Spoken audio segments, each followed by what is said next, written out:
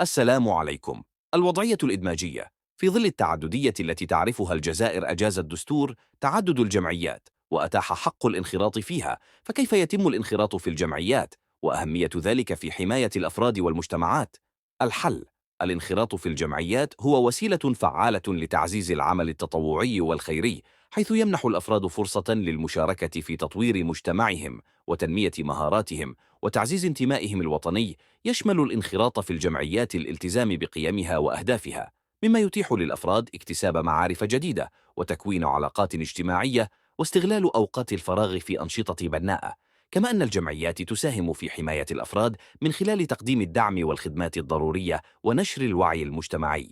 هذه التجربة تطور الفرد وتجعله أكثر مسؤولية، كما تقوي شعور الانتماء للوطن. يعد الانخراط في الجمعيات أداة أساسية لبناء مجتمع قوي ومتماسك، حيث يسهم في تطوير الفرد والمجتمع معا. لا تترددوا في مشاركة آرائكم وتعليقاتكم.